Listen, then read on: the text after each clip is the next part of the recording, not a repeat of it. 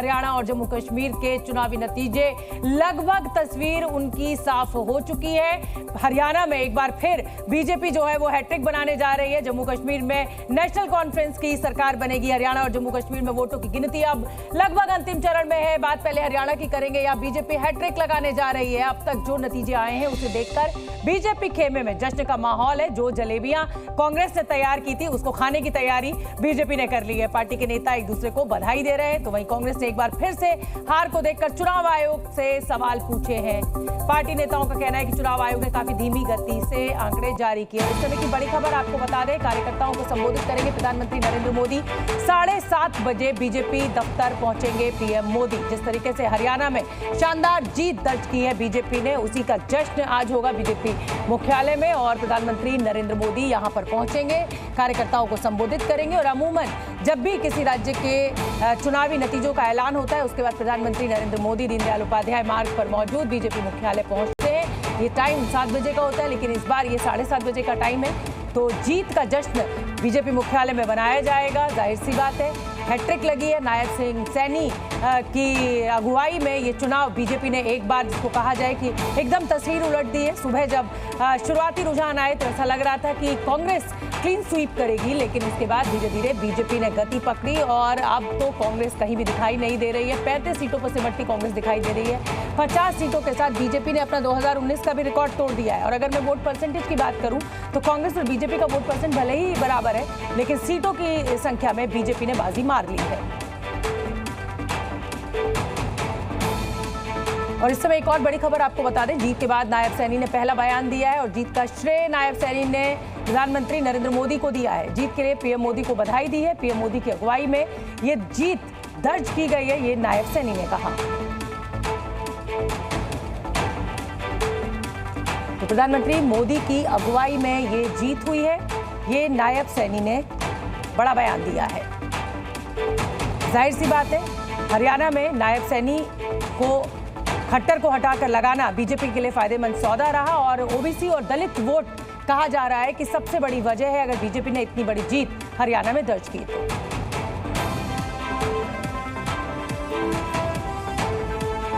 लाडवा के लोगों का दिल से धन्यवाद करता हूं। मैं हरियाणा के 2,80,00,000 लोगों का दिल से धन्यवाद करता हूं और अपने लोकप्रिय प्रधानमंत्री, विश्व के नेता आदरणीय नरेंद्र मोदी जी, ये पूरा का पूरा श्रेय मैं आदरणीय मोदी जी को देता हूं।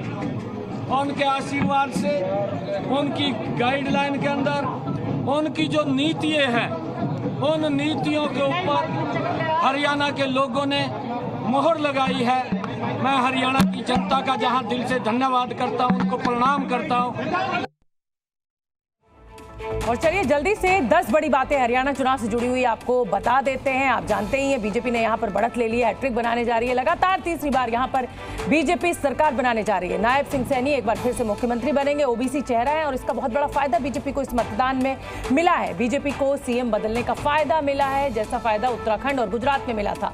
ब्रांड मोदी एक बार फिर से बरकरार है। जाट वोटों पर बीजेपी की पकड़ भी दिखाई दे रही है। कांग्रेस की गारंटी पर लोगों ने भरोसा नहीं किया है और कांग्रेस को नकार दिया है। कहीं ना कहीं हुड्डा और शैलजा के टकराव से भी कांग्रेस को नुकसान हुआ है। कांग्रेसी नेताओं ने इलेक्शन कमीशन से हालांकि सवाल खड़े किए हैं। हर बार की तरह इलेक्शन कमीशन ने कांग्रेस के आरोपों को खारिज कर दिया है। उधर आम आदमी पार्टी का भी सूपड़ा साफ हो गया है। आम आदमी पार्टी को एक भी सीट हरियाणा चुनाव में नहीं मिली है। तो जो अब बड़ी तस्वीर निकलकर सामने आ रही है वो तस्वीर यह है कि हरियाणा में बीजेपी हैट्रिक लगाने जा रही है और नेशनल कॉन्फ्रेंस और कांग्रेस की सरकार जो है वो जम्मू कश्मीर में बनने जा रही है। मेहमानों का एक बड़ा पैनल मेरे साथ जुड़ा हुआ है। रोहन गुप्ता जी प्रवक्ता है बीजेपी के, चयनिका उनियाल नेता है कांग्रेस की, संदीप वजीर साहब प्रवक्ता है नेशनल कॉन्फ्रेंस के, फारूक इकलाबी साहब पीडीपी के प्रवक्ता है, रजत पंजेता आईएनएलडी से मेरे साथ हैं, रामकृपाल सिंह जी वरिष्ठ पत्रकार हैं, अमित रैना कश्मीरी एक्टिविस्ट है वो भी मेरे साथ जुड़ेंगे, कपिल कुमार जी राजनीतिक विश्लेषक हैं, अजीत शुक्ला जी चुनावी विश्लेषक हैं, तारिक हमीद कर्रा साहब प्रदेश अध्यक्ष कांग्रेस जम्मू कश्मीर के हैं। और मुझे लगता है कि सभी लोगों का मैंने तारुफ करा दिया है। अजीत शुक्ला जी भी मेरे साथ है, अक्कू श्रीवास्तव साहब भी मेरे साथ है, संदीप वामजे साहब भी मेरे साथ है और विठल चौधरी भी कश्मीरी एक्टिविस्ट पैनलिस्ट। तो मैं अब शुरुआत, तो रोहन गुप्ता, बधाई का दिन आपके लिए है भाई, हैट्रिक आपने लगाई है, लेकिन क्या माना जाए कि जो ओबीसी वोट बैंक है ये टूटकर आपकी तरफ गया है और दलित वोट आपको पड़ा है और इसी का फायदा आपको हुआ है। अगर मैं अब विश्लेषण की बात करूंगी, देखिए अब तो ये तो तय है कि आप सरकार बना रहे हैं हरियाणा में तीसरी बार। देखिए, कोई भी चुनाव जो होता है किसी एक फैक्टर के कारण नहीं जीता जाता है, और जिस प्रकार से लोकसभा के बाद कांग्रेस द्वारा एक माहौल बनाया गया संविधान के नाम पे और एक मैसेज दिया गया कि नहीं दलित वोटर हमारे साथ आ गया है, ये है, और हरियाणा में पहले से ही कांग्रेस पार्टी ओवर कॉन्फिडेंट थी। यही फर्क है कांग्रेस और भाजपा में, जहां भाजपा का कार्यकर्ता चुनाव जिस दिन खत्म हुए उस दिन शाम को 6 बजे तक लगा हुआ था कि नहीं हमको ये चुनाव बड़े मार्जिन से जीतना है। मैं पूरे चुनाव में वहां जो वॉर रूम है उसका इंचार्ज था। मैं आपको एक चीज कहूंगा, जब सुबह आपके साथ डिबेट में था तब तो पूरा माहौल उल्टा था क्योंकि पोस्टल बैलेट थे, तब हम लोग उल्टा कैलकुलेशन कर रहे थे। ये हरियाणा की जनता की जीत है, ये मोदी जी की जीत है। तीसरी बार मोदी सरकार देश में हुआ और तीसरी बार हरियाणा सरकार हरियाणा की जनता ने करके दिया है। ये हर उस युवा की जीत है जो 10 साल में जिसने हरियाणा में विकास के कारण खर्ची पर्ची के बिना नौकरी पाई। ये हर उस बहन की जीत है जो हरियाणा में जो जिस सरकार में जो है बर्थ रेट है उसको बढ़ाया गया। ये हर उस अग्निवीर की जीत है कि जिसको मालूम है कि वो अग्निवीर नहीं रहेगा तब भी उसको जॉब मिलेगा। तो मुझे लगता है कि हर फैक्टर को जोड़ के अगर मैं सारी चीजों को देखूं तो ये प्लेटर है, ये जलेबी जो है सुबह बनी थी पर चाशनी डालना रह गया। तो मुझे लगता है कि चाशनी डालने का काम हरियाणा की जनता करेगी, ना कि कांग्रेस पार्टी। बिल्कुल ठीक है, मैं अब चैनिका उनियाल जी का रुख कर लेती हूँ। चैनिका जी, क्या हुआ, हरियाणा जीतते जीतते कैसे हार गए? ये जवान, पहलवान, किसान, ये सारे नारे क्यों फेल हो गए? क्या माना जाए कि हुड्डा साहब और कुमारी शैलजा की जो आपसी कलह थी उसका खामियाजा पूरी की पूरी कांग्रेस पार्टी को भुगतना पड़ा?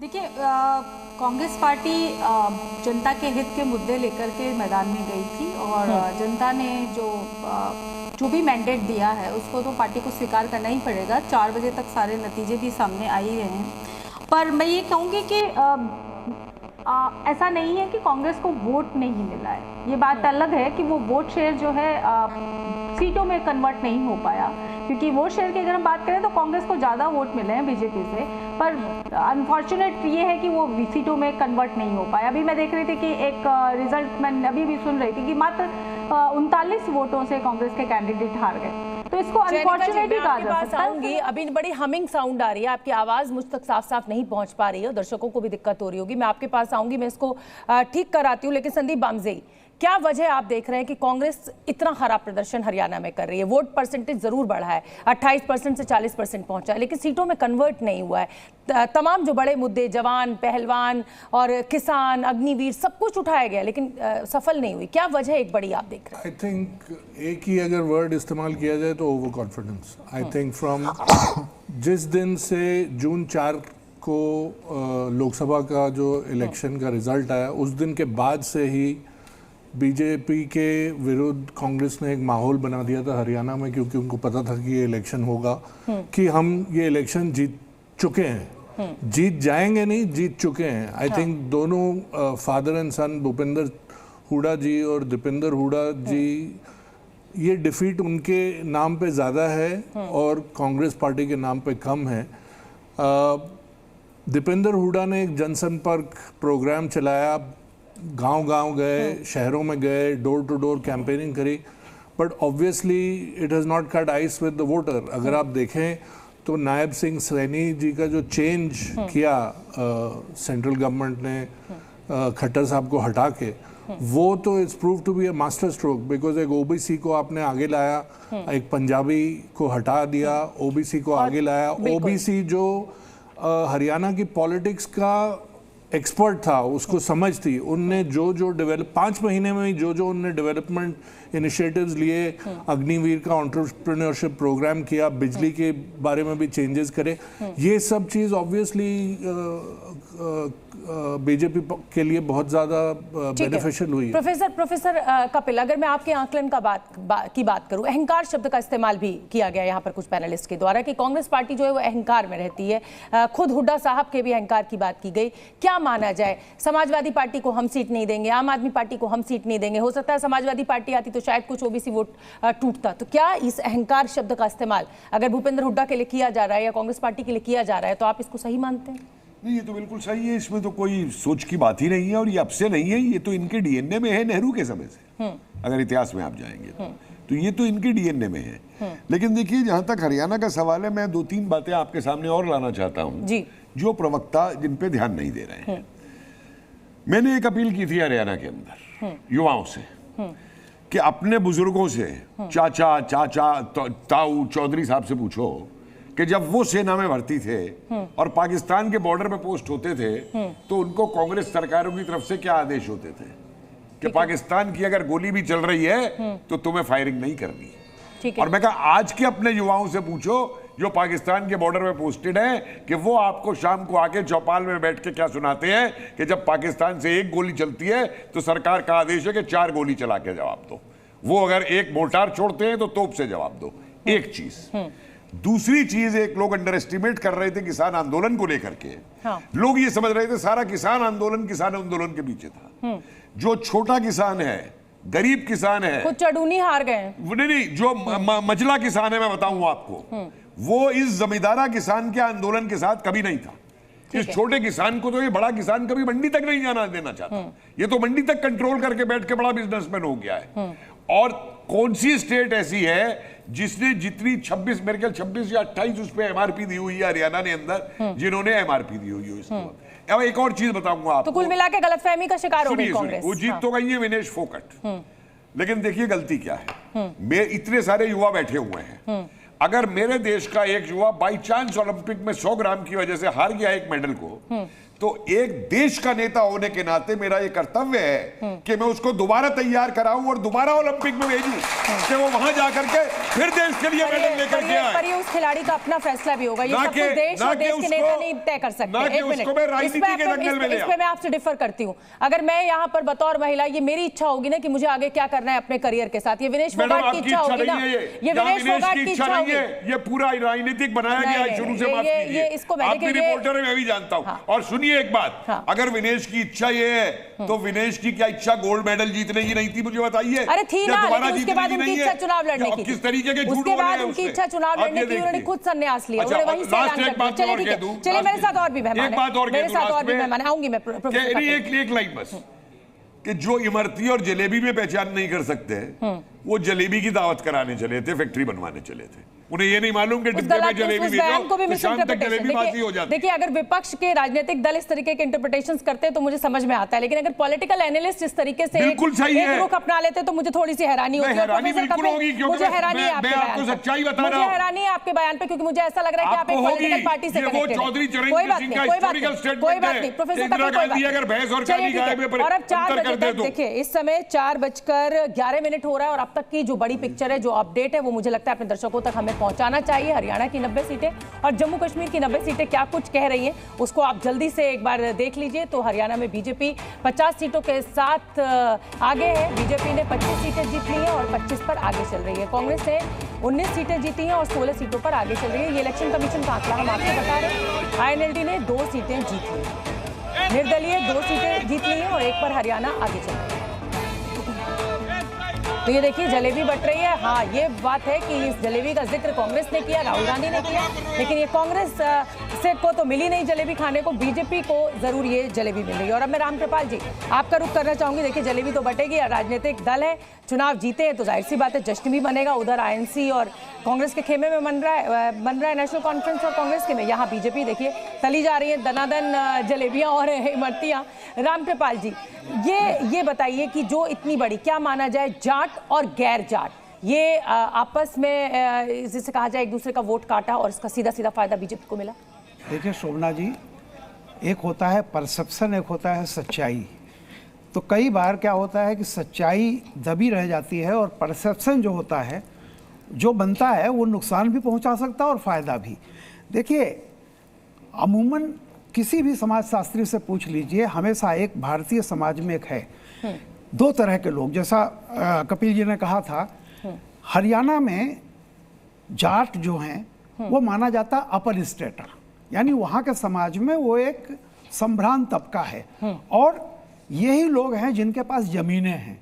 मैं आपको एक छोटा सा उदाहरण बताऊं, पंजाब में जिसको लेकर किसानों ने इतना आंदोलन किया, पंजाब में 2 एकड़ से ज़्यादा की लैंड होल्डिंग सिर्फ 5% लोगों के पास है, ओनली 5। अब सोचिए 95% पंजाब के जो लोग हैं वो लैंडलेस पीजेंट्री या बहुत वो छोटी जोत के हैं। तो ऐसे ही जब परसेप्शन ये बन गया कि जाट इस बार बीजेपी को सबक सिखाएगा, हाँ, और आप कांग्रेस इसी नारे को लेके चली। मैंने एग्जिट पोल के दिन ही एक चैनल पर कहा था कि जब अपर स्ट्रेटा गोल बंद होता है, हाँ, तो रिवर्स पोलराइजेशन आप तय मान लीजिए कि जो लैंडलेस पीजेंट्री है ये वो इकट्ठा होगी। बिल्कुल रिवर्स पोलराइजेशन। ये मैंने एग्जिट पोल के दिन रिवर्स कहा था। पोलराइजेशन सबसे बड़ी वजह बना कांग्रेस के हार की। हालांकि वोट परसेंटेज बढ़ा है, इससे यहाँ ये भी समझना होगा कि जेजेपी और आईएनएलडी में एक लाइन कह दूं। जी जी, देखिए, वोट परसेंट कांग्रेस का निश्चित बढ़ेगा, क्योंकि माइनॉरिटी जब वोट करती है किसी पार्टी के लिए तो वो इकट्ठा होके करती है। तो होगा क्या कि जैसे मान लीजिए कि वो पार्टी को फायदा होता है जिसका वोट इवनली बैलेंस्ड हो, डिस्ट्रीब्यूटेड हो। यानी अगर बीजेपी का आदमी 10,000 से जीतता है कई लोग, और कांग्रेस का एक बंदा 50,000 से जीत गया, दूसरा बंदा भी 60,000 से जीत गया, क्योंकि जैसे नूह का केस देख लीजिए। जी, बिल्कुल ठीक। तो उससे क्या होता है, वोट तो आपका ज्यादा होगा, हाँ, लेकिन सीटों में कन्वर्ट नहीं होगा। अकु श्रीवास्तव, रिवर्स पोलराइजेशन ये सबसे बड़ी वजह कांग्रेस की स्थिति के लिए? बिल्कुल सही है। और इस बार खास तौर से ये रणनीतिक खेल हुआ जब ये लोगों को लग गया कि भाजपा जो है हरियाणा में हारने जा रही है, तो अब तक जो नाम नहीं लिया गया अमित शाह का, जो रणनीति के चाणक्य माने जाते हैं, शायद वहां से या कहीं से भी ये तय हुआ कि रिवर्स कैसे किया जा सकेगा। और उसके लिए बहुत सोच समझ के, क्योंकि कांग्रेस एक तरफ जाट के मुद्दे उठा रही थी, जाट पहलवान, जाट किसान, जाट अग्निवीर, और क्योंकि यही वर्ग का लोग जो है वहाँ ज़्यादा काम करता है, तो उसके उलट अब ये कोशिश की गई कि पूरा सब एक साथ कर लो, क्योंकि उनको ये पता था कि एक मुस्लिम वर्ग जो है वो कांग्रेस के साथ जाएगा। और यही वजह जो रामकृपाल जी कह रहे थे कि कांग्रेस का वोट बढ़ा, और हमारा जो first pass the post system है उसमें यही है कि अगर कहीं एक साथ एक वोट जुड़ जाता है तो वो ज़्यादा जीत जाता है, और फिर उसके बाद में कई वर्ग ऐसे होते हैं जहां पर कम सीटों से कम नंबर से वोटों से जीत हो जाती है। तो इसी वजह से आप अभी भी एक लाइन और कह दूं मैं, उसमें 18 सीटें ऐसी थी जहां पर 5,000 से कम वोटों से जीत हार नजर आ रही है, क्योंकि अभी पूरे परिणाम नहीं आए हैं। तो 18 सीटें अभी भी ऐसी हैं जिसमें एक सीट तो ऐसी जो 38 वोटों की है मामले की, जिसमें कांग्रेस का आदमी लेकिन जीत ये रहा तो है। अकु श्रीवास्तव, ये तो साफ है कि अब कोई ऐसा बड़ा उलटफेर नहीं होना है। सरकार हैट्रिक जो है वो बीजेपी लगाने जा रही है। मैं एक बार रजत पंजेता जी, आईएनएलडी के स्पोक्स पर्सन है, क्या हुआ सर? आप तो बिल्कुल ही मतलब जिसे कहा जाए सफाचट मैदान हो गया। 7 सीटें आप लेके आए थे पिछले चुनाव में, लेकिन इस बार तो कुछ भी नहीं। रजत जी, आईएनएलडी के खाते में सिर्फ 2 सीटें गई हैं। हाँ जी, पिछले देखिए इंडियन नेशनल लोकदल के संदर्भ में जो आप बात कर रहे हैं, जो 2018 के अंदर जो हमारी पार्टी को जिस तरीके से तोड़ा गया था और उसमें से फिर जेजेपी पार्टी निकली थी, उस समय भी जो था कांग्रेस को और बीजेपी को उसका फायदा हुआ था। लेकिन एक बात यहाँ परिणाम में मैं इसके 2 फैक्टर जरूर पॉइंट आउट करूंगा। एक तो कांग्रेस के इंटरनल फाइटिंग बहुत बड़ा कारण रहा, और एक अनकॉल्ड फॉर स्टेटमेंट थी जो जॉर्ज टाउन यूनिवर्सिटी के अंदर वाशिंगटन डीसी में राहुल गांधी जी ने जो आरक्षण के ऊपर दी थी वो। और ये जो अगर आप वोट शेयर की भी बात कर रहे हैं, जो तकरीबन 1% का जो सारा अंतर रहा, और जो इंडियन नेशनल लोकदल और बीएसपी का जो अलायंस था उसने कहीं ना कहीं, क्योंकि अगर आप देखें तो लोकसभा के अंदर एक अलायंस फॉर्म हुआ था, इंडिया अलायंस और इसके साथ साथ एनडीए अलायंस। तो दोनों में अगर आप देखें तो विधानसभा के संदर्भ में वहां पर बीजेपी ने 44 सीट्स पर लीड हासिल की थी, और 46 पे आम आदमी पार्टी और कांग्रेस ने मिलकर जो लीड है वो ली थी। ठीक है, लेकिन वहां पे ये जो वोट परसेंटेज की अगर बात करें दोनों पार्टीज में, जो मेन कांग्रेस और बीजेपी में, तो 4% का अगर हमारी पार्टी को 4% वोट शेयर भी मिला है, तो उसमें बहुत ज्यादा मुझे लगता है वो कांग्रेस को भी डेंट करने का काम किया। इंटरनल फाइटिंग मैंने आपको बता ही दिया, बहुत बड़ा कारण मतलब ये कुल मिलाकर मैं ये कह सकती हूँ कि साहब लोकसभा चुनाव में क्योंकि मिलकर लड़े तो तब भी आप बीजेपी को टक्कर दे पाए, लेकिन अलग अलग तो आप बीजेपी को नहीं टक्कर दे सकते। ये देखिए, ये अब आप देख सकते हैं, ये भगवा रंग आपको जहां जहां दिखाई दे रहा है वहां पर बीजेपी की जीती हुई ये सीटें हैं। और देखिए हरियाणा में बीजेपी की हैट्रिक इस समय आपको यहां पर इस नक्शे के जरिए भी देखने को मिल रही है। और अब मैं जल्दी से चैनिका उनियाल जी, कांग्रेस की गेस्ट हैं, उनसे मेरी बात पूरी नहीं हो पाई थी। चैनिका जी, कई शब्द यहां पर तमाम वरिष्ठ पत्रकार बैठे हुए हैं, जो निकल कर सामने आ रहा है उसमें सबसे पहले तो रिवर्स पोलराइजेशन, दूसरा जो आपके लिए बहुत बड़ा चिंता का विषय है आपकी पार्टी के लिए वो है ओवर कॉन्फिडेंस, तीसरा अहंकार। कौन सी इन तीनों पॉइंट्स में से सबसे बड़ी वजह बनी आपके हार के लिए? देखिए, हार के कारणों की जो समीक्षा है वो तो पार्टी के अंदर होती है, लेकिन ये जो तीनों कारण बोले जा रहे हैं जिसमें मेरे को अहंकार पे बड़ी मतलब खुद को हंसी आई है कि आप विपक्ष में बैठी हुई एक पार्टी के ऊपर अहंकार का जो आरोप आप लगा रहे हैं, और सरकार जो कि किसी भी पक्ष की बात सुनने को तैयार नहीं है। आप देखिए जितने भी आंदोलन हुए उन आंदोलनों को उनकी मौत मरने के लिए सरकार ने छोड़ दिया, तब भी उस पे आप अहंकार की बात नहीं कर रहे हैं। और जो कांग्रेस बराबर चैनिका जी तबके की आवाज को उठाने की कोशिश कर रही है, आप गलत रेफरेंस समझ रही हैं। अहंकार की बात में अहंकार शब्द का इस्तेमाल यहाँ पे एक्सपर्ट्स के द्वारा इसलिए किया जा रहा है कि भूपेंद्र हुड्डा ने कुमारी शैलजा, आपके सामने उदाहरण है, दो बड़े दिग्गज नेता हरियाणा के जो जिसे कहा जाए कि मिलकर साथ चलते तो पता नहीं शायद आज तस्वीर कुछ और होती, वो पहली लड़ाई। दूसरे आपका अहंकार की बात, आम आदमी पार्टी और समाजवादी पार्टी जिसने लोकसभा चुनाव में आपका साथ दिया, आपने कह दिया हुड्डा साहब ने कि साहब मैं एक भी सीट नहीं दूंगा, और वो आपकी बात नहीं बन पाई। मैं उस अहंकार का जिक्र कर रही हूँ, ओवर कॉन्फिडेंस का मैं जिक्र कर रही हूँ। देखिए, ओवर कॉन्फिडेंस की बात मैं नहीं कहूँगी यहाँ पे, लेकिन ये है कि आपके जो भी समीकरण होते हैं, जो बातचीत होती है, उसमें हर बार आपका अलायंस बन पाए ऐसा ज़रूरी नहीं होता। जो भी कारण रहे होंगे वो अलायंस नहीं हो पाए। दूसरी बात, एक चीज़ मैं जो दो चीज़ें मैंने सुनी क्योंकि मेरी आवाज़ बहुत डिस्टर्ब जा रही थी। एक चीज़ तो विनेश फोगाट पे कोई कमेंट हो रहा था, तो मुझे बड़ा ख़राब लगा कि राज्यवर्धन सिंह राठौड़ या गौतम गंभीर अपनी मर्जी से अगर राजनीति में आए और बीजेपी के द्वारा जो है एमपीएम बने, तब तक एमएलए बने तो कोई दिक्कत नहीं है, लेकिन एक महिला अगर अपनी मर्जी से राजनीति में आती है और वो कांग्रेस को चुनती है तो लोगों को बड़ी समस्या है। तो ये अपने आप में सोच को जाहिर करता है। दूसरी चीज ये कहा गया कि जो शैलजा जी हैं उनके ऊपर बात की गई, तो शैलजा जी को लेकर के भी जो मिसकम्युनिकेशन है वो भी विपक्ष के द्वारा फैलाया गया, और जिसको बाद में शैलजा जी ने एक टीवी चैनल पे आके स्पष्ट भी किया। उन्होंने तो यहाँ तक कहा कि मेरी लाश भी जो है कांग्रेस की क्या कहते हैं झंडे के अंदर जाएगी।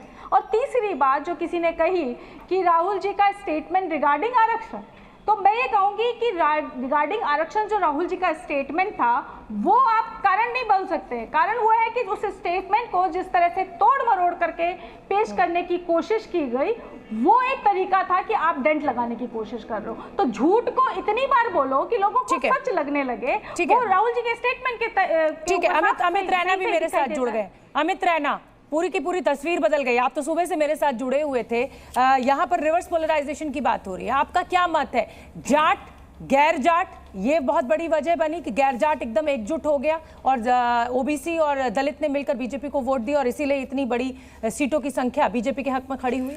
देखिए, एक तो कांग्रेस का कहीं ना कहीं मन लग रहा था कि वो पूरा का पूरा जाट वोट स्वीप करेंगे, मगर जिस हिसाब से अभी नंबर्स आ रहे हैं तो ये लग रहा है कि जाट वोट भी पूरा का पूरा कांग्रेस के हक में नहीं गया। कुछ 67-68% के आसपास कांग्रेस के हक में गया और बाकी जो वोट है वो बीजेपी के पक्ष में गया। दूसरा, बीजेपी ने जो अपनी ट्रेडिशनल अर्बन सीट्स हैं मेंटेन रखी, जो जीटी रोड की सीट्स हैं वो ट्रेडिशनल उनकी सीट्स नहीं है, वो उन्होंने मेंटेन रखी हैं। और तीसरी और सबसे बड़ी बात जो है, कहीं ना कहीं जो शैलजा जी के साथ किया गया, कहीं ना कहीं जो दलित समाज है उसमें कहीं ना कहीं कन्फ्यूजन आया कि हमारे एक बड़े नेता के साथ सही नहीं हो रहा, और ये वोट भी कहीं ना कहीं लगता है कि पूरा। चलिए ठीक है, अमित रैना साहब आपके साथ आऊंगी मैं। तारिक हमीद साहब मेरे साथ कांग्रेस के नेता जुड़ गए हैं। तारिक हमीद साहब, बधाई हो, आपकी पार्टी यहाँ पर सरकार बनाने जा रही है, उमर अब्दुल्ला मुख्यमंत्री बनेंगे, ये भी फारूक अब्दुल्ला साहब ने ऐलान कर दिया, मतलब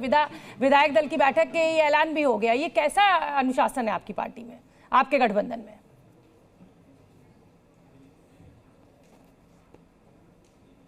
तारिक साहब का फोन कट गया और मैं फारूक इनकलाबी साहब पीडीपी के स्पोक्स पर्सन है उनका भी अब रुख करना चाहूंगी। फारूक साहब जिस तरीके के नतीजे आए हैं, क्या सोचा था कि इस तरीके से वैली की जो जनता है, वैली के जो नागरिक हैं, वो बुरी तरह पीडीपी को नकार देंगे और गलती सिर्फ एक कि बीजेपी का साथ दिया था? क्या यही वजह या कोई और वजह आप देख रहे हैं?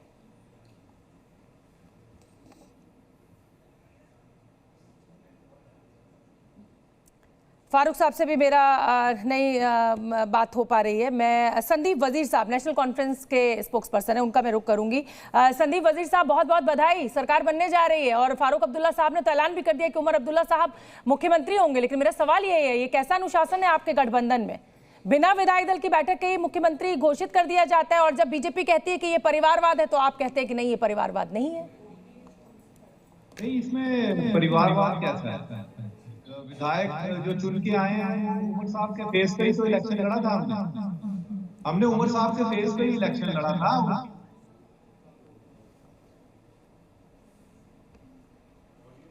आपकी आवाज नहीं आ रही है मुझे संदीप वजीर साहब। मेरा ऑडियो वो हो गया है। मैं एक बार जल्दी से संदीप वामजी आपका रुख करना चाहूंगी। मैंने अनुशासन शब्द का इस्तेमाल किया और बहुत सोच समझ के किया।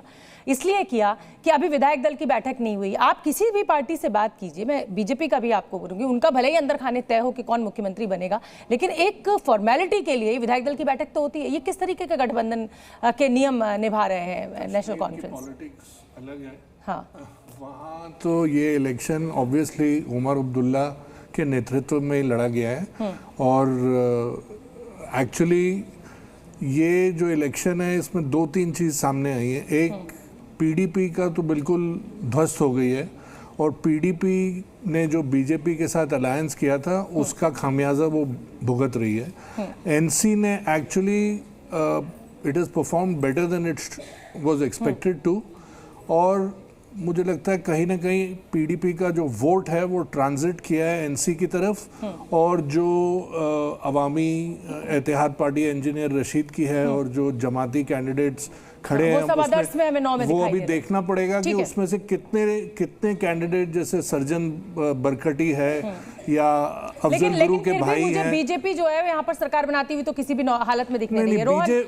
रोहन गुप्ता, ये कहा जा रहा था कि एकदम विकास की बयार चला दी है और कश्मीर की शक्ल बदल दी है, अब वहां पर पत्थरबाजी नहीं होती है, लेकिन उसके बाद भी कोई बहुत जिसे कहा जाए कि ऐसे जम्मू में भी 43 में से 29 सीटें जरूर आई हैं, बड़ी पार्टी के रूप में आप डेफिनेटली उभरे हैं, लेकिन उस तरीके का प्रदर्शन नहीं जैसे कि आपने उम्मीद जताई थी। देखिए, जम्मू कश्मीर में जिस प्रकार से चुनाव हुए और 70% वोटिंग होना, मुझे लगता है एक भारतीय होने के नाते ये हमारे लिए सबके लिए गर्व की बात है कि जहां 10-10% की सरकार चुनी जाती थी वहां पे 70% लोगों ने वोट करके अपनी सरकार को चुना। परिणाम कुछ भी हो सकता है और उसमें भी मैं 2 चीज कहना चाहूंगा। अगर आप 10 साल पहले का चुनाव देखें, उस समय पे भाजपा की 25 सीट आई थी, आज हम लोग 29 पे बात कर रहे हैं। उस समय पे कांग्रेस की 12 सीटें थी, आज घट के 6 के ऊपर आ रही है और सवाल हम पे पूछ रहे हैं। जो कंसोलिडेशन हुआ है वो पीडीपी का जो वोट है वो एनसी को ट्रांसफर हुआ है, इतना ही हुआ है। और जो कांग्रेस को जो 3 सीट है वो भाजपा को ट्रांसफर हुई है, 4 सीटें। तो इसमें कौन से मुंह से कांग्रेस पार्टी जो है, ये भी मुझे लगता है मॉरल विक्ट्री की तरह ही है कि 50 से 99 उन्होंने तालियां बजाई लोकसभा में, अब यहाँ पे भी तालियां बजा दे। देखिए, ये ओवरऑल दोनों चुनाव को आप देखेंगे, भले चुनाव राज्यों के थे, पर जो नैरेटिव था कि जिस प्रकार से कांग्रेस के नेताओं ने देश के बाहर जाके देश के बारे में जो बयान दिए, वो सिख समाज की हम बात करें, वो रिजर्वेशन की हम बात करें, चाइना की तारीफ करने की बात करें, यहाँ पे 370 जो हटाने की बात की, वापस लाने की बात की एनसी, उसके साथ टाइप किया, वहां पे उनका नैरेटिव क्लियर नहीं था। जनता को क्लैरिटी चाहिए। आप जो भी काम करते हैं डंके की चोट पे कीजिए, अगर आपके दिमाग में क्लैरिटी नहीं है तो आप जनता के पास कौन से मुंह से जाएंगे। और एक चीज मैं आपको कहना चाहूंगा, शैलजा जी का मुद्दा एक सिंबॉलिक मुद्दा है। आज दलित समाज को यह लगा कि आज हमारे जो नेता है उसके साथ अगर ये होता है तो ये तो हमारे साथ क्या करेंगे। 10 साल पुराना जंगल राज, वहां पे गोवाना कांड हुआ, मिर्ची कांड, जनता को सब याद आ गया।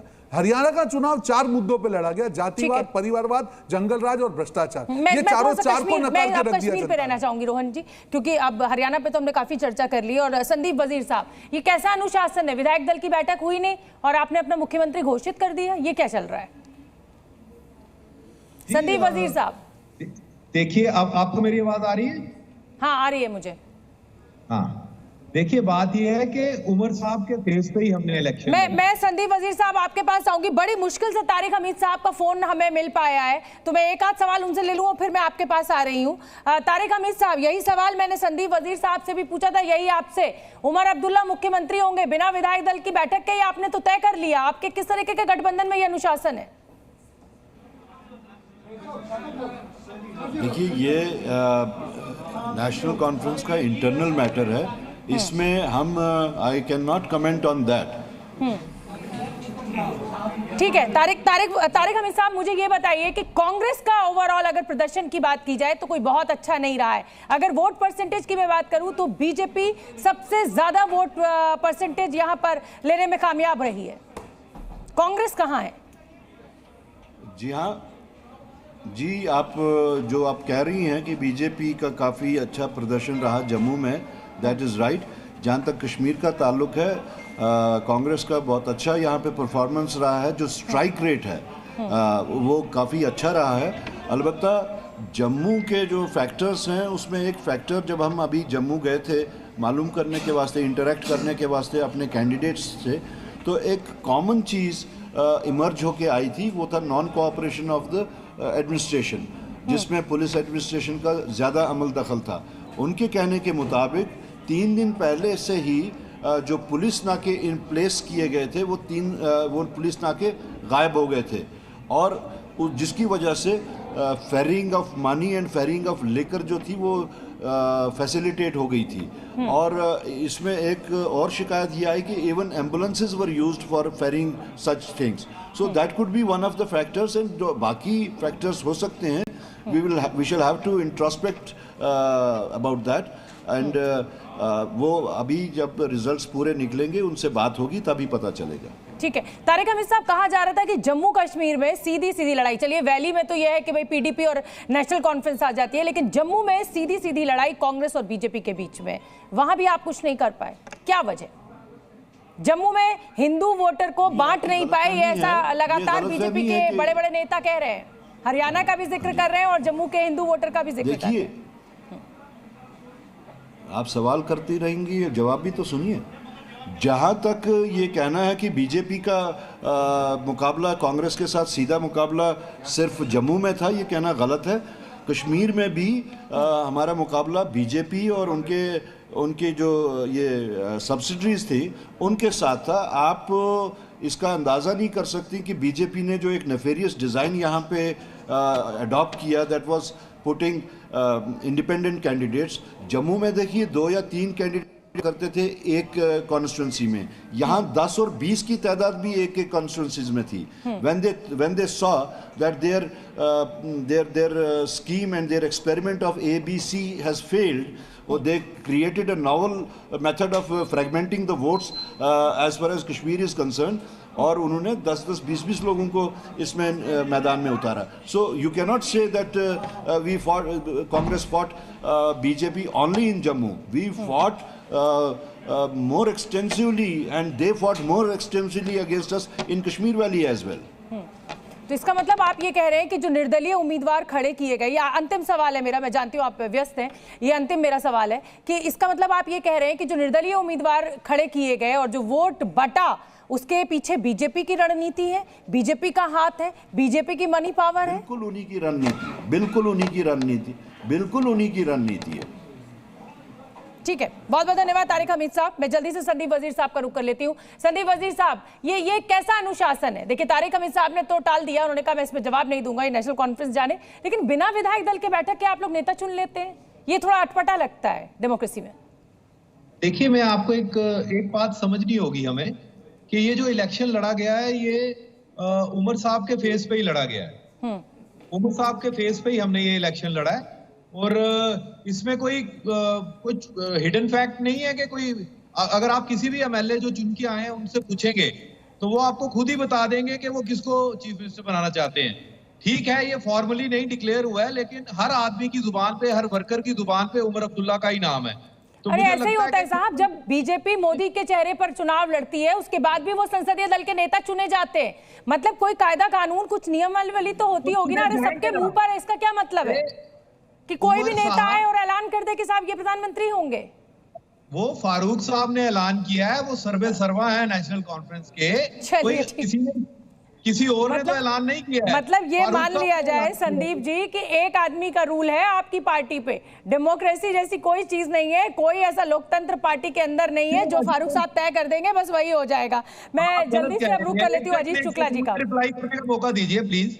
अच्छा चलिए बोलिए। करने का मौका दीजिए।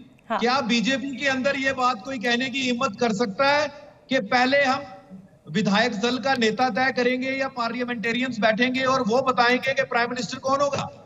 ये तो ऑलरेडी डिसाइडेड है कि मोदी जी प्राइम मिनिस्टर होंगे, चाहे कैसा भी रिजल्ट आए उनका, कितने भी कैंडिडेट डिक्लेयर किए। रोहन जी जवाब दे रहे हैं, फिर उसके बाद मैं अजीत शुक्ला आपके पास आ रही हूं। आज आप जो गठबंधन में आपके साथ कांग्रेस पार्टी है, आपने कहा प्री पोल अलायंस में अपने कैंडिडेट कहां डिक्लेयर किए थे? तो किसके चेहरे पे चुनाव लड़ा जाता है वो बात है। नायब सिंह सैनी के नाम पे चुनाव लड़ा गया, डिक्लेयर्ड कैंडिडेट थे, वो तो नहीं था। तो आपकी वैल्यू क्या रही गठबंधन की? अगर उन्होंने कह दिया कि फारूक यही के तो ये तो फरमान हो गया, तो ये तो अभी ट्रेलर है, आगे आगे देखिए क्या होता है। ठीक है सर। अजीत शुक्ला जी बताएं। हाँ, आप पूरी चर्चा सुन रहे हैं, जो जिस तरीके का रवैया नेशनल कॉन्फ्रेंस का दिख रहा है, या कांग्रेस के तारिक हमीद को भी आपने सुना, इन वजहों को आप कितना बड़ा सही वजह मानते हैं? क्योंकि वो कह रहे हैं कि साहब 10 से 20 जो है वो कैंडिडेट्स खड़े कर दिए और वोट बांट दिया, ये बीजेपी का खेल रहा। ये तो अति आत्मविश्वास तो है ही उनका, क्योंकि 47 सीट्स हैं वैली रीजन में और आउट ऑफ 47 42 सीट्स जीती है JKNC, तो थोड़ा आत्मविश्वास तो बढ़ेगा ही बढ़ेगा। और पिछले 10 सालों से चुनाव ही नहीं हुए थे, तो जाहिर सी बात है। और उमर अब्दुल्ला का पॉपुलैरिटी रेट जो है, जितने भी रेटिंग एजेंसी, जितने भी पोलस्टर्स ने पोल किया था, तो हमेशा ये इस ओर इशारा कर रहे थे। आप मेरा सवाल नहीं समझ रहे। अरे कुछ नियम तो फॉलो किया जाएगा ना, मतलब ऐसे ही आए और आप बोल दें तो थोड़ा सा अति आत्मविश्वास है। चलिए ठीक है, चलिए प्रोफेसर कपिल जी, मैं आ रही हूँ आपके बाद। प्रोफेसर कपिल कुछ कहना चाह रहे हैं? यहाँ थोड़ा कुछ चीजों में डिफर करूंगा जी। जो मेरा एनालिसिस है वो ये है कि एक तबका जो कश्मीर में सेपरेटिस्ट एलिमेंट मौजूद है, वो उसका अंडरग्राउंड चला गया है, उसकी जबान और उसकी थिंकिंग में अभी कोई परिवर्तन नहीं आया है। ठीक है। और इस सेपरेटिस्ट एलिमेंट ने जो है अपनी स्ट्रेटेजी बदली है। वो ये जान गया है कि पिछले 10 साल में बंदूक से हिंदुस्तानी फौज का और हिंदुस्तान का वो सामना नहीं कर सकते। ठीक है। इसलिए उनकी दूसरी स्ट्रेटेजी अब ये है, याद है एक बार स्वराज पार्टी ने 1920-22 में 23 में वो किया था कि विद इन असेंबली जाकर के हम अपने उसको जो भी हमारा ऑपोजिशन है, और आप ये देखिए कि इस असेंबली के अंदर पहला ही दंगल इस बात पे होगा कि 370 हटाओ, ये पास करवाने की कोशिश करेंगे। पहली बात जी। दूसरी बात, बीजेपी की एक टेक्टिकल एरर है इस इलेक्शन के अंदर। ऐसे व्यक्ति को प्रभारी बना के भेजना जिसको कश्मीर से बदनाम हुआ था और जिसको आपने निकाला था वहां से, उसको वापस भेजना। राम माधव का जिक्र जी बिल्कुल, मैं राम माधव का जिक्र कर रहा हूं, क्योंकि जो देखिए कश्मीर में हो रहा था, 370 लग गई थी, अच्छे काम हो रहे थे, लेकिन ये मत भूलिए कि जो कश्मीर की ब्यूरोक्रेसी थी वो वही पीडीपी और एनसी की अपॉइंटेड की हुई ब्यूरोक्रेसी है, स्टेट सर्विसेज की उनकी। और मुझ पे मेरे स्टूडेंट से कहीं वहां पे मुझ में जो खबरें हैं, तो एलजी की पोस्टेड ब्यूरोक्रेसी है ना? एलजी की पोस्टेड नहीं है, एलजी तो लीड कर रहे हैं, उनकी नियुक्तियां तो उस समय की हुई हैं। पर एलजी के अप्रूवल से हर एलजी के अप्रूवल से, आपका ख्याल है हर चीज एलजी के अप्रूवल से होती है। आंध्रा काडर के वहां पर डायरेक्टर जनरल और पुलिस लगाए गए। ग्रास रूट लेवल पे क्या होता है उसमें और एलजी में बहुत फर्क है इसके अंदर, मैं बताऊं आपको जी। और इसलिए हालांकि एक चीज मैं कहूंगा कि कश्मीर की जनता को मैं इस बात के लिए बधाई दूंगा कि इंटरनेशनली उन्होंने साबित कर दिया कि इतने लोगों का इतना मैसिव पार्टिसिपेशन वोटिंग के अंदर दे करके कि भारतीय गणतंत्र आज भी प्रजातंत्र बहुत मजबूत है। चाहे ईवीएम और इलेक्शन कमीशन का कितना भी रोना राहुल गांधी और ये लोग बाहर जाके भी रोते रहे विदेशों में और अपने देश में भी रोते रहे। ठीक है, रामकृपाल जी, मैं जम्मू कश्मीर स्पेसिफिक चर्चा चाहती हूँ। देखिए, मैं एक बात कह रहा हूं कि जम्मू कश्मीर में जो टर्न आउट हुआ है, बीजेपी सरकार की सबसे बड़ी जीत वही है कि वहां की जनता ने, बहुसंख्यक ने लोकतंत्र को मान लिया है कि लोकतंत्र ही एक समाधान है जिसके रास्ते हम कुछ कर सकते हैं। पहली बात। लेकिन आज जिस तरह से फारूक अब्दुल्ला ने कह दिया कि उमर अब्दुल्ला ही होंगे मुख्यमंत्री, तो वो एक मैसेज दिया है कि हम लोकतंत्र नहीं, हम तो राजशाही की तरह काम करेंगे। कहीं भी कोई भी हो, किसी के चेहरे पर लड़ा जाए, विधायक दल की बैठक होती है, बिल्कुल उसमें विधायक दल की बैठक के बिना कोई नहीं हो सकता। ये राजशाही नहीं है। तो मैं ये कह रहा हूं कि जो बीजेपी एक जीती है, जहां पर लोकतंत्र में लोगों की आस्था हुई है, पहला आज मुश्किल से मतलब कुछ भी घंटे नहीं, अभी तो पूरी शायद फाइनल काउंटिंग भी नहीं हुई होगी, विधायकों को वो भी नहीं लिख के दिया गया होगा कि जिसको कहते हैं प्रमाण पत्र, और आप घोषित कर दे रहे हैं कि मेरा बेटा मुख्यमंत्री होगा।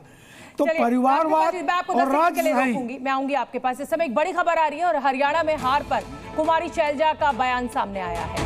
ऐसे नतीजों से निराशा होती है। कुमारी शैलजा का कहना है चुनाव के नतीजे हताश करने वाले हैं, हमें आत्मचिंतन करना होगा, पार्टी हार पर मंथन करेगी। मुझे लगता है कि ये बोलते बोलते भी अब पार्टी के नेता थक गए होंगे कि हम मंथन करेंगे, इस पर हम जरूर विश्लेषण करेंगे, क्योंकि एक के बाद एक रामकृपाल जी ये हार होती जा रही है।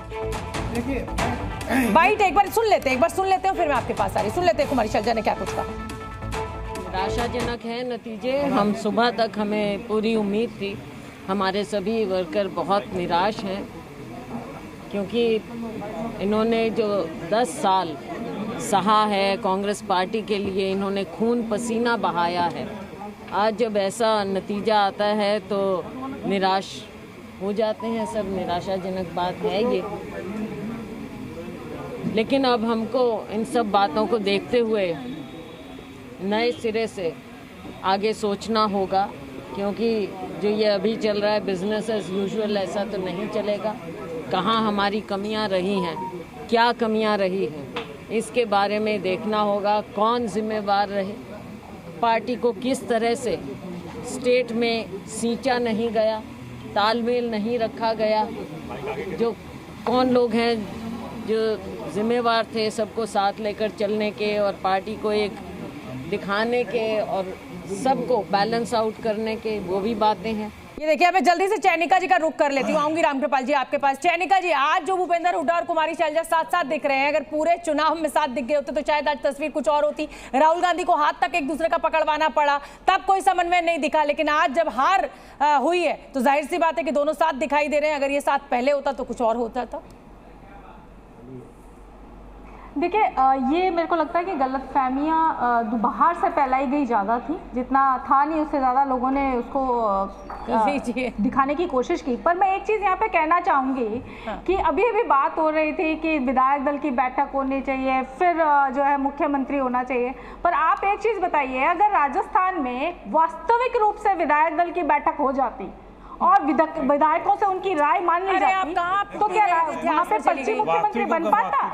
पश्चिम अरे मैं इसलिए चली गई कि आप हमेशा सवाल और जो है क्वेश्चन मार्क विपक्ष पे ही क्यों खड़ा करते हैं?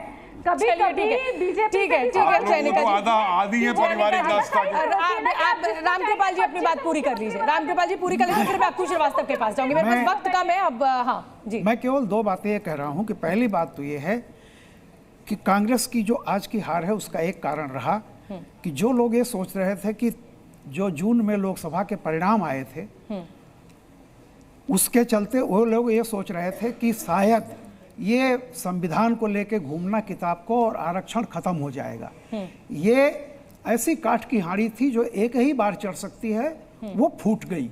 इतने दिनों में लोगों ने समझ लिया, और हरियाणा का इलेक्शन इस बात का सबूत है। जिस तरह से वहां की जनता ने वोट दिया है, ओबीसी इंटैक्ट है। दूसरी बात, 70-90 में से 70 कैंडिडेट हुडा के थे।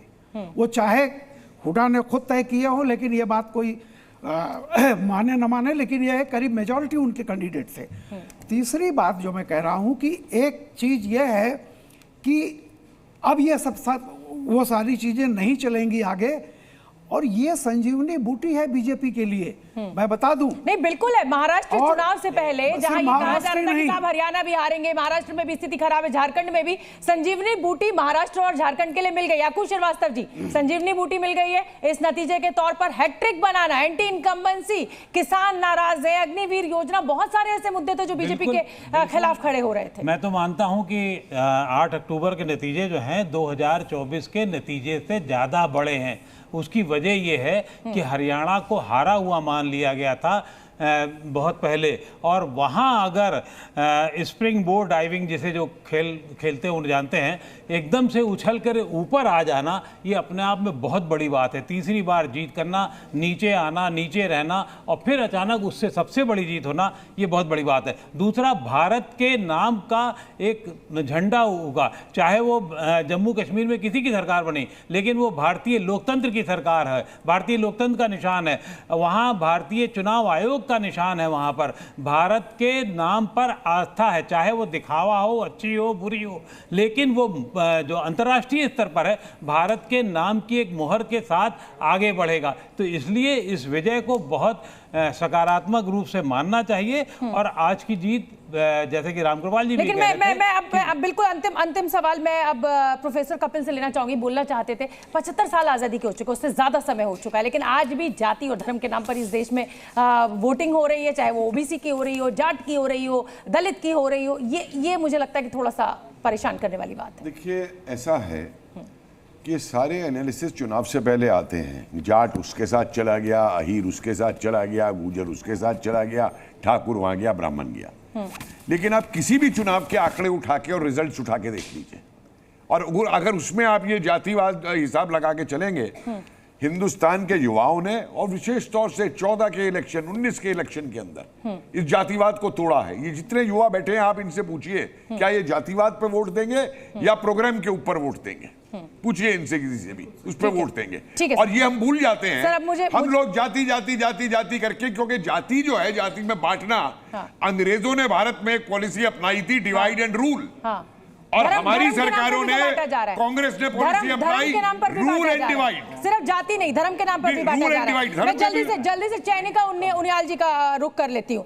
चैनिका जी, मैंने एक बड़ा एक जिसे कहा जाए कि संवेदना से भरा हुआ सवाल है ये मेरे, और इसलिए मैं इसे संवेदना से भरा हुआ कह रही हूँ कि मुझे बहुत दुख होता है कि आज भी हम मुद्दों पर चुनाव नहीं लड़ रहे हैं, हम गरीबी पर चुनाव नहीं लड़ रहे हैं, रोजगार पर नहीं लड़ रहे हैं, साफ हवा साफ पानी पर नहीं लड़ रहे हैं। हम चुनाव किस पर लड़ रहे हैं? जातियों पर। जाट मेरे साथ, जाट उसके साथ, गुजर उसके साथ, मेरे साथ, अहीर उसके साथ, मेरे साथ। चैनिका जी।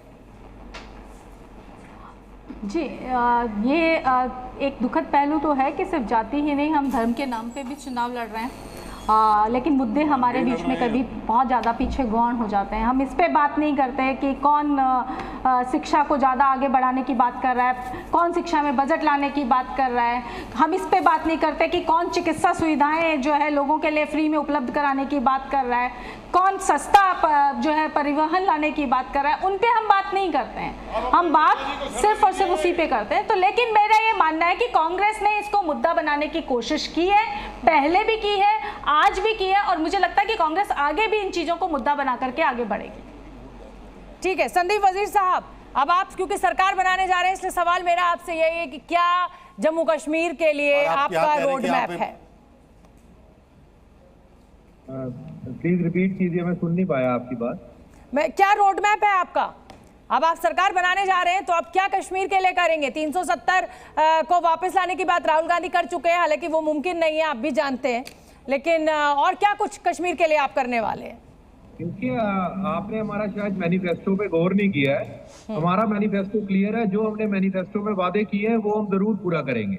ठीक है। उसमें हमारा सबसे बड़ा वादा जो जम्मू कश्मीर के बेरोजगार नौजवानों के लिए 3 महीने में 1 लाख जॉब उनको दी जाएगी, जो बिजली है 200 यूनिट फ्री की जाएगी, जो राशन की क्वांटिटी है वो हाउस होल्ड में बढ़ाई जाएगी पर पर्सन। ठीक है, हर एक वो चीज जो हमने अपने मतलब आपका जो घोषणा पत्र है आप उस पर काम करेंगे। मैं जल्दी से अब रुख कर लेती हूँ रजत पंजेता जी का, नहीं उससे पहले मैं रैना साहब का रुख करूंगी। अमित रैना भी मेरे साथ लगातार बने हुए हैं। अमित रैना, कश्मीरी पंडितों के लिए, कश्मीरियों के लिए, जम्मू के नागरिकों के लिए क्या उम्मीदें अब आप इस सरकार से देख रहे हैं? देखिए, और क्या लग रहा है कि कितना ये अचीव कर पाएगी? मुझे सबसे ज्यादा डर इस समय ये है कि जिस हिसाब से मैंडेट आया है, ये फिर से एक प्रोविंस की सरकार हो गई है। ये अनफॉर्चुनेट है कि फिर जो हमेशा जम्मू कश्मीर में रहा है कि जम्मू को हमेशा दरकिनार किया गया है, और आज जिस हिसाब से मैंडेट आया है और आज जिस हिसाब से भाषा बोली जा रही है, ये साफ दिखलाया जा रहा है कि फिर जम्मू के साथ वो होने वाला जो पिछले 70 साल से हो रहा है। जहां तक बात है कश्मीरी पंडितों की, नेशनल कॉन्फ्रेंस ऑन रिकॉर्ड है, एक भी कश्मीरी पंडित को टिकट नहीं दी है। ये कहते कुछ हैं और करते कुछ हैं, और ये साफ है। और ये 3 महीने में जो 1 लाख नौकरियां दे रहे हैं, पिछले 1.5 महीने से मैं इनसे पूछ रहा हूं, जब से इनका मैंडेट आया है, ये 1 लाख नौकरियां आप देंगे कहां से, कैसे देंगे, उस पर आज तक जवाब नहीं आया। तो ये जुमलों के अलावा और कुछ नहीं है, और ये आप देख सकते हैं। ठीक है, विठल परिवार है, चौधरी साहब, क्या उम्मीद है इस परिवारवाद आपने देख लिया नई सरकार से? विठल चौधरी, देखिए, विडंबना देखिए इस सारे डिस्कशन की ये है कि जब कश्मीर की बात आई तो कश्मीरी पंडितों को आखिरी में पूछा गया कि कश्मीर में क्या होगा, और 50 मिनट के बाद पूछा गया। देखिए, दो मुख्यता से अमित जी ने जो बात की है, मैं क्षमा चाहती हूँ सर जी, कोई नहीं। मुख्यता से मैं यही बात कहना चाहूँगा, जो अमित जी की बात को आगे रखना चाहूँगा। ये इलेक्शन ने क्लियरली ये दर्शा दिया है कि कश्मीर की जो पॉलिटिक्स है वो डिवाइडेड है। हिंदू मेजॉरिटी जम्मू ने एन ब्लॉक वोट किया है एक नेशनलिस्ट पार्टी को, और कश्मीर की जो मेजॉरिटी है उसने वहां के सॉफ्ट सेपरेटिज्म को दोबारा से वहां पे वोट किया है। इसमें नेगलेक्ट कौन होगा? इसमें नेगलेक्ट होगा जम्मू का हिंदू, जम्मू के लोग, जम्मू प्रोविंस के लोग, और नेगलेक्ट कौन होंगे? कश्मीरी पंडित। आपने अमित जी से पूछा था कि आपको क्या अपेक्षाएं हैं नेशनल कॉन्फ्रेंस और कांग्रेस की सरकार से। देखिए, अपेक्षा तो दूर की बात है, हम तो इनको ठहराते हैं अपने जेनोसाइड के जिम्मेवार। ये वही लोग हैं जब हमारा जातीय विध्वंस हुआ था 1990 में, इन्होंने अपनी रिस्पॉन्सिबिलिटी को एब्डिकेट किया था। तो जिन लोगों ने एनेबल किया हमारे जेनोसाइड को, उनसे हमारी अपेक्षा क्या होगी? बिल्कुल बड़ी बात कही है। चैनिका उनियाल, क्या कहेंगे आप? ये जो कश्मीरी पंडितों की बात, जो कश्मीरी पंडितों का मुद्दा उठाया गया विठल चौधरी के द्वारा। देखिए, ये तो जग जाहिर है, जब यूपीए 2 की सरकार थी और मनमोहन सिंह जी प्रधानमंत्री थे, जो काम कश्मीरी पंडितों के लिए हुआ वो आंकड़ों में बोलता है। क्या काम हुआ? अगर उसका कंपैरिजन भी आप यूपीए और बताइए, क्या काम हुआ? आपने क्या 3 काम किए कश्मीरी पंडितों के लिए? आप बताइए। आप जम्मू के अंदर जाकर के देखिए, जो कॉलोनी भी बनी हुई है ना, जो कॉलोनी भी बनी हुई है, वो भी मनमोहन सिंह जी के समय की बनी हुई है। वहां पे भी आप देखिए कि बोर्ड मनमोहन सिंह जी की सरकार का ही बना हुआ है। और 2009 में जब मैं वहां गई थी, तो जो आप हाईवे देखते हैं, वो हाईवे उस समय बन रहा था 2009 के इलेक्शन के दौरान, जिसका क्रेडिट बीजेपी लेती है आज। तो ऐसा नहीं है कि वहां पे कोई काम हुआ नहीं, काम हुआ। वो बात अलग है कि फीते बाद में किसी और ने काटे और अपने आपने टेंट के कैंप को दीवारों का कैंप बना दिया, उसके अलावा क्या किया आपने? आपकी ये आप कह रहे हैं कि हमारे लिए ये हमारी अचीवमेंट है कि हमने कैंप को बरकरार रखा, सिर्फ उसको पत्थर कंकड़ और पत्थर से बना दिया। ये आपकी अचीवमेंट है कि जो टेंट में लोग विस्थापित रह रहे थे उनके लिए हमने पत्थरों का कैंप बना दिया। आपकी अचीवमेंट है, ये मनमोहन सरकार की अचीवमेंट है। क्या आप उसको अचीवमेंट मानते हैं? ये सोच ही समस्या है। कांग्रेस की सरकार तो 2014 में चली गई थी, उसके बाद में बीजेपी आई, उसने कितने विस्थापित? तो मैं बीजेपी का प्रवक्ता नहीं हूँ, आप कांग्रेस की प्रवक्ता। मैं आपसे सवाल करूंगा मैम।